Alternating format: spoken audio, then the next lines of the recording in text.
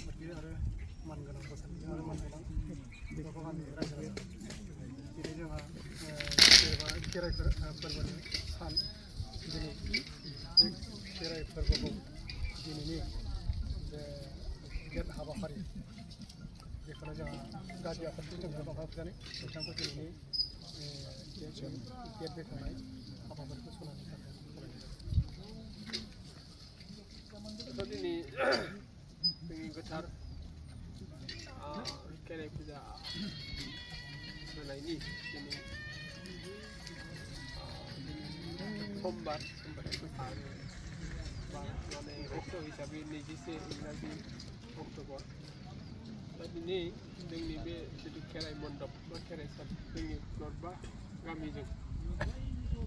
सामलायजानाय बांखांबाय फोथार बे बांखांबाय फोथारनि जोंनि बे थिलियाव बा खेराइ थिलियाव दिनै जों सब किसु हाबाफारिखौ मावनायनि सिगां जोंहा बे खेराइसालिनि नेम बायदियै बा जोंनि बांखांबाय फोथारनि नेम बायदियै जोङो गिबियावनो लांगोना बेखेवनाय हाबाफारि लायो आरो बे बेखेवनायनि उनावनो जोङो माखासे हाबाफारिखौबो फारि फारि लानाय जायो बिदि जादों दिनैनि जोंनि खेराइ फुजानि जिथु मेइन मण्डप बा जोंनि जिथु बाथौ एबा खेराइसालिनि जिथु लांगोना गेट गिबि गेट बे गिबि गेटखौ बेखेवनानै होनो थाखाय जोंनिनो फोथार आफादनिनो सालायगिरि बानग' आफादगिरि फंबायखौ दिनैनि नेम बायदि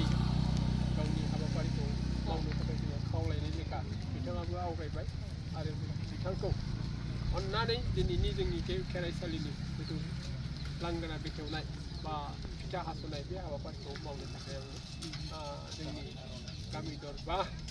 गामिनि थांखि बायदियै दिनैनि बे हाबाफारिखौ मावफुंथों बा मावफुंथों बेखौ खावलायनानै आरो जोंनि आफादनिफ्राय जोंनि बांखांबाय फोथार परिचालना कमिटिनिफ्राय जोङो बिथांखौ गांसे आर'नाइजों बरायनानै लाग्रोनो सानदों आरो बिनि उनावनो बिथाङा गावनि हाबाफारिखौ मावगोन होननानै आं मिजिंथिबाय आरो थाबैनो माने बिथांनो आर'नाइखौ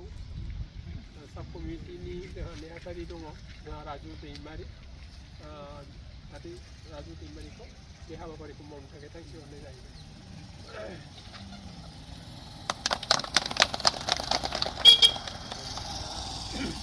गावनि हाबाफारिनि सिगां माबाफोर बुंनांगौ दङबा फंनैसो बुंनानै गावनि हाबाखौ मावनो सिगां मानगोनां दरबा गामिनि बांखांबाय फोथार कमिटिनि आफादनि आफादगिरि आरो नेहाथारि आरो मानगोनां बे खेराइसालिनि दाजानाय कन्टेनर चेयारमेन आरो दरबा गामिनिनो बोसोनगिरि नोंथांमोन आरो रायजो राजामोन नोंथांमोन आं बे गिलिर बिबानखौ आं बुंनो रोङा मानो रोङा बेखौ आं बे हाबाफारिखौ मावनो बादोंमोन नाथाय कमिटिनि नारसिननायाव नोंथांमोनखौ हेफाजाब लानानै आं जाबा दाजा फंनैसो बुंनोसै जोंहा खेराइजेन नैबेखौ सिगां बुंनोसै आङो जोंहा खेराइजेन अक्ट'आ जाबाय 1993 सन तियात्तरा बेनि माबा बामखां जनमा जोंनिया 1973 बेनि उनाव 20 बोसोर थानानैसो जों मानो बेबादि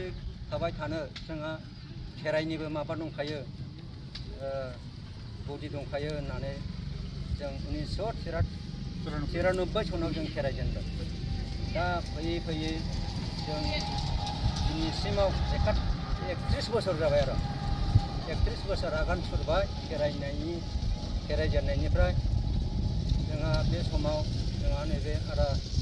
सिनराम गयारियानो प्रथम दौरिमोन बेनि उनाव उद्धबबो जादों बेनि उनाव फारि फारि जालांदों बिथांमोनाबो रुंसारि जालांबाय दा बिथांमोना सोरगोआव आलो गोजोनै थाथों आरो जोंनि हाबाफारि बायदि दा जोङो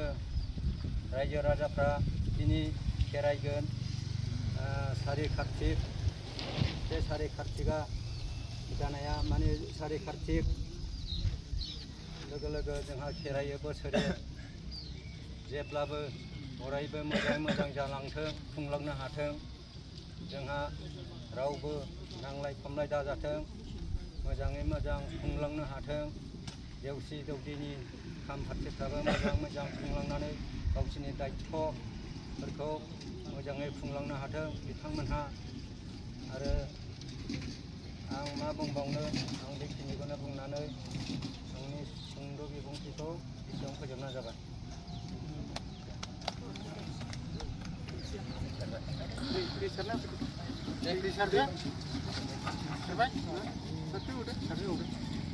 ओरैबो सानैसो फैबावदोब्रा हमदो दे आदा हमदो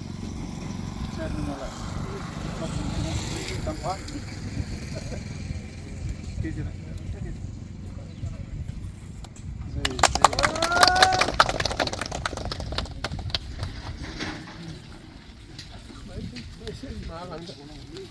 दानिया आरो नेक्स्ट डाइरेक्ट माबानोसै डाइरेक्ट थांसै माबायाव केकआव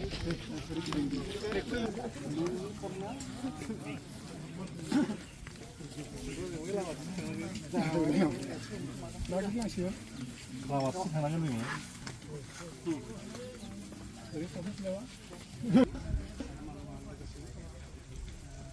एसे साउन्ड हो मेथाइ खेराइ आफादनि खेराइ आफादनि सबसे चेयारमेनखौ खेराइ आफादनि बिथांमोन दिनै जोंहा मोनसे हाबाफारि जाबो दिनै बेखेवनाय जानानै थांबाय बेनि लोगो लोगोनो जोंहा नैथि हाबाफारि जोंहा बिबार फालिया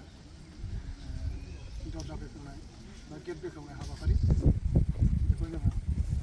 जोंनि गागि आफादगिरि बामखंबाइ फोथारनि बिथांखौ दिनै बे हाबाफारिखौ दैदेनलांनो थाखाय गिबियावनो गासैनिबो आंनि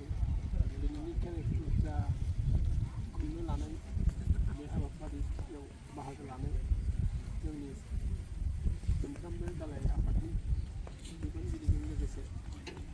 मावथिसंग्रा बिथांमोन आरो बेवहाय नुजानो हानाय आंनि दरबानि जोंनि बामखंबाइ फोथारनि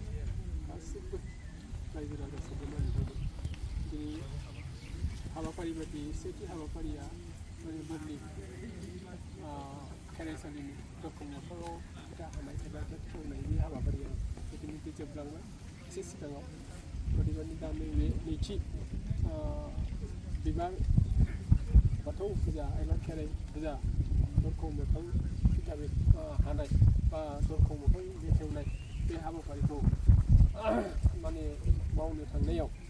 दिनै जों सासे आलासि थि खालामनानै लाखानाय जादों बेखायनो बिथांखौ थोंजोङै बारा गोबाव सम लायालासे आंनि बुंनायखौ सुंथाब खालामनानै दिनैनि बे जोंनि गोथार फोरबो माने बिबार पुष्प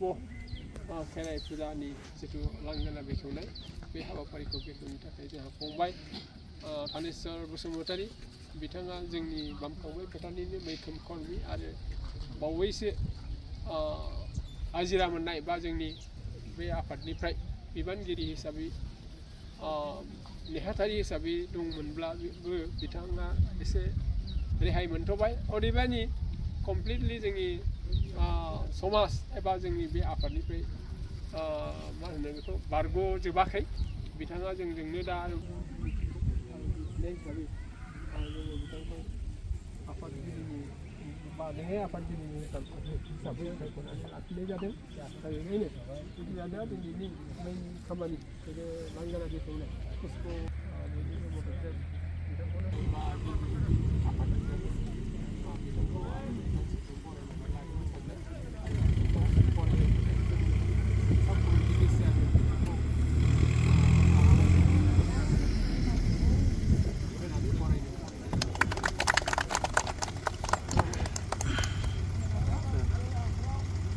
खुलुमनाय थाग्रोबाय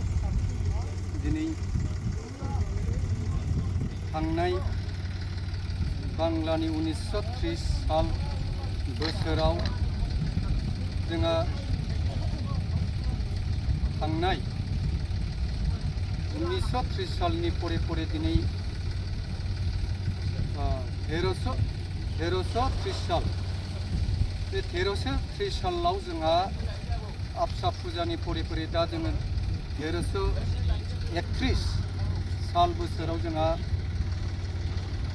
पुर्णांग खेराइ बे पुर्णांग खेराइखौ जोङो खेराइनो थाखाय लाहार फाहार खालामखानाय थि खालामखानाय लानानै जोङो दिनै रायजो राजाफ्रा मोननै खेराइयाव गुवार बेखेवनायाव मोनसेया जोबनानै थांबाय दा नैबे बिबार बा पुष्प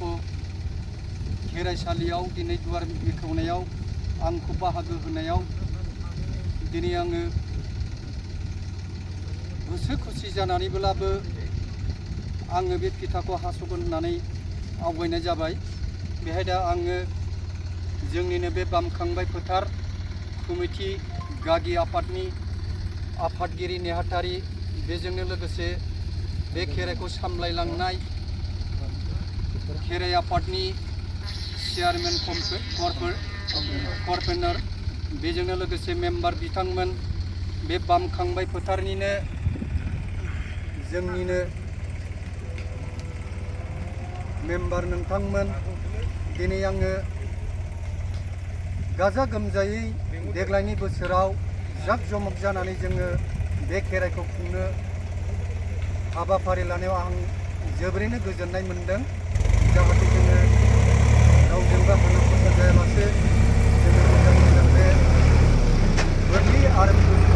खेराइखौ खुंलांनो हायो बेखौनो आङो खावलायनाय थाबाय दा जोङो जायफोर बिथांमोनहा बे खेराइ फोरबोखौ खुंनो बिबान मोनदों बिथांमोना ओरैबो मोजां नोजोरजों नायो सामलायलाङो आङो बेखौनो खावलायनाय थाबाय दा आङो बारा गोबावखौ बुंनो थांला समनि आंखाल दा आङो बेखिनिखौनो बुंनानै आंनि हाबाफारिखौ मावलांनो थाखाय आं आवगायबाय बेखौनो लानानै आङो आफा इसोर आनान गसाइनिसिम बोर बिनानै दिनैनि फिथा हास'नायखौ आङो आवगायनाय जाबाय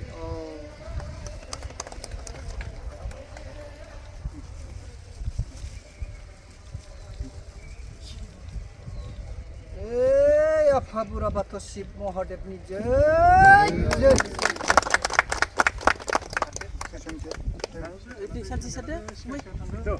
सारे थांनो सारे जय हो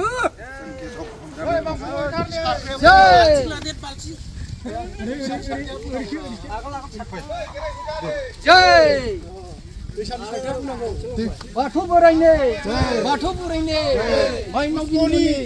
जय दिनैनि खेराइया गोजोनै सान्थियै सुखयै मंगलै जालांथों बोराइ बाथौनि